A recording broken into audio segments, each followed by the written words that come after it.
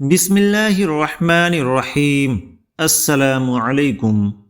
ناظرین گرامی، اس بات میں کوئی شک نہیں کہ ہر انسان کو اس خوبصورت اور بے وفا دنیا کو چھوڑ کر اپنی حقیقی دنیا کی طرف لوٹ کر ضرور جانا ہے۔ جس دنیا کے اندر ہم جی رہے ہیں وہ ایک دھوکہ ہے، اور یہ خوبصورت اور دلکش نظر آنے والی دنیا ہماری آنکھوں پر ڈالا ہوا ایک پردہ ہے۔ جب انسان مر جاتا ہے تو اس کی آنکھوں سے یہ پردہ ہٹا دیا جاتا ہے، تب مرنے والا انسان ایک نئی دنیا کو دیکھتا ہے جو اس کی حقیقی اور اصل دنیا ہے۔ جیسا کہ اللہ تبارک و تعالیٰ قرآن مجید میں فرماتا ہے، اور کیا تم یہ خیال کرتے ہو کہ ہم نے تجھے بیکار پیدا کیا اور تمہیں ہماری طرف لوٹ کر نہیں آنا؟ ناظرین گرامی، کیا آپ جانتے ہیں کہ مرنے سے 40 دن پہلے اس مرنے والے انسان کے ساتھ کیا ہوتا ہے؟ مرنے سے 40 دن پہلے انسان کے جسم میں ایک خاص نشانی ظاہر ہونے لگ جاتی ہے، اور آسمان پر انسان کے موت کا فیصلہ کس طرح کیا جاتا ہے۔ ایک مرتبہ حضرت یعقوب علیہ السلام نے حضرت اسرائیل علیہ السلام یعنی ملک الموت سے کہا، جب تم میری روح قبض کرنے کے لیے آؤ تو اس سے پہلے میری طرف کوئی قاصد لازمی روانہ کرنا، میری طرف کوئی پیغام لازمی بھیجنا۔ ملک الموت نے کہا کہ آپ کی روح قبض کرنے سے پہلے 2 یا 3 قاصد میں آپ کی طرف روانہ کروں گا، اور وہ آپ کو اطلاع کر دیں گے۔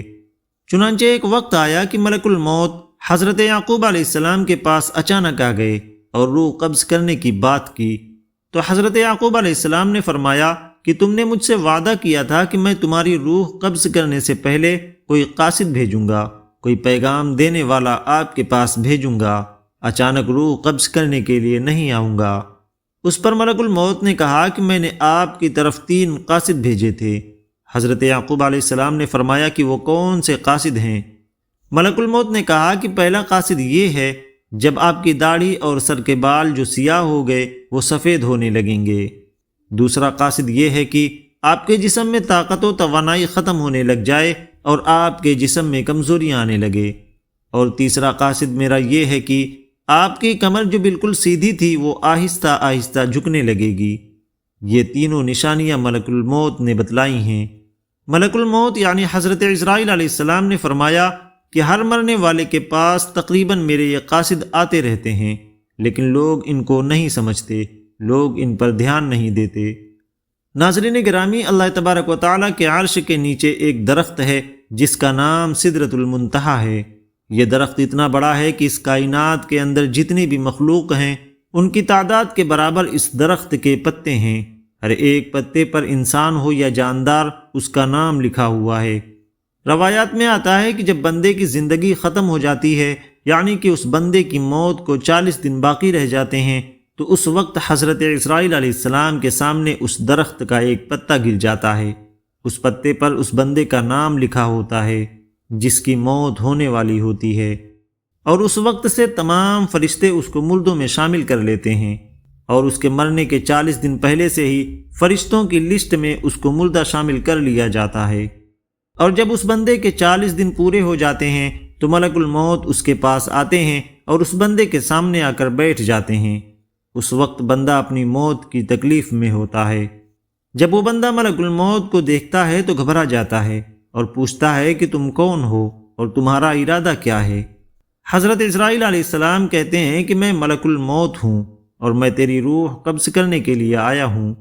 یہ سن کر وہ بندہ اپنا منہ پھیر لیتا ہے اور اس کی آنکھیں کھلی کی کھلی رہ جاتی ہیں۔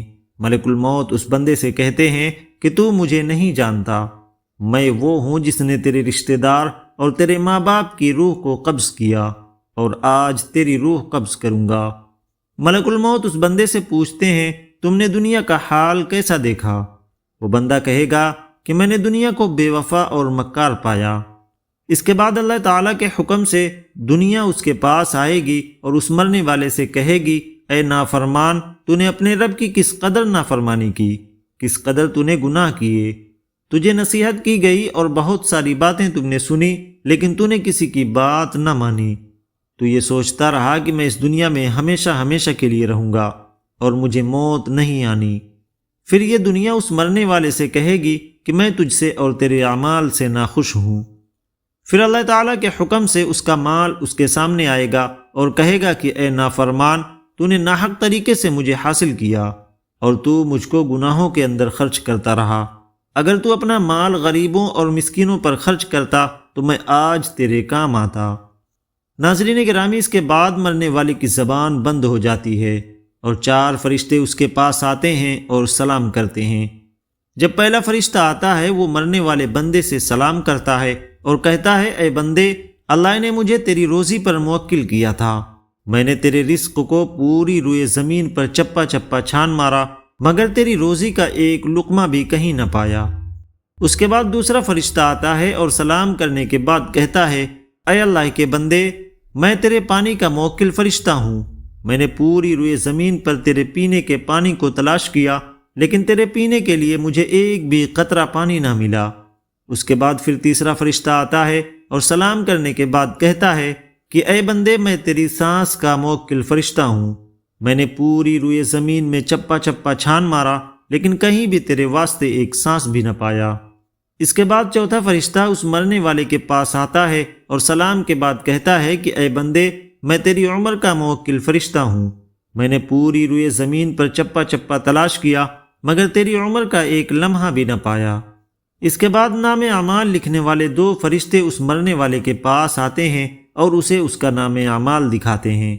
مرنے والا شخص جب اپنے نام اعمال کو دیکھتا ہے تو اس وقت میت کی آنکھوں سے آنسو جاری ہو جاتے ہیں، اور وہ مرنے والا شخص اپنے دائیں بائیں دیکھتا ہے اور اپنے نام اعمال کو پڑھنے سے ڈرتا ہے۔ اس کے بعد ملک الموت اللہ تبارک و تعالیٰ کے حکم سے اس کی روح کو قبض کر لیتے ہیں۔ روایات میں ہے کہ ربیع بن انس رحمۃ اللہ علیہ سے کسی نے پوچھا کہ ملک الموت تنہا ہی سب کی روح کو قبض کرتے ہیں یا ان کے ساتھ اور بھی فرشتے اس کام میں شریک ہوتے ہیں؟ تو انہوں نے فرمایا، روح قبض کرنے کا کام انہی کے حوالے ہے، لیکن اس کام میں مدد کرنے کے لیے بہت سارے فرشتے ان کے ساتھ ہوتے ہیں، اور ملک الموت ان سب کے سردار ہیں، ان کا ہر قدم دنیا کے برابر ہے۔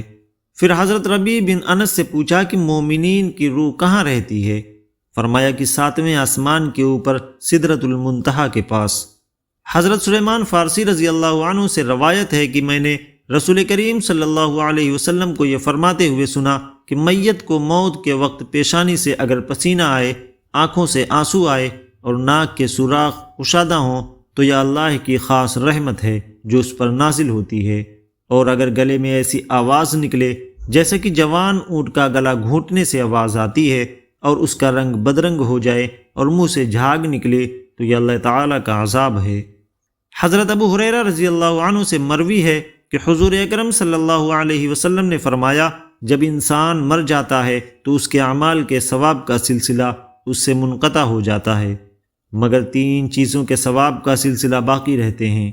پہلا، صدقہ جاریہ، دوسرا، راستے میں پڑے ہوئے اینٹ جو راہگیر کو نقصان پہنچائیں اسے راستے سے ہٹا دینا، اور تیسرا، صالح اولاد جو مرنے کے بعد ان کے لیے دعائیں کرے۔ ناظرین گرامی، یہ تھی ہماری آج کی ویڈیو۔ آپ کو یہ ویڈیو کیسی لگی؟ کمنٹ باکس میں ہمیں ضرور بتائیں، اور ساتھ ہی ویڈیو کو لائک، چینل کو سبسکرائب ضرور کریں۔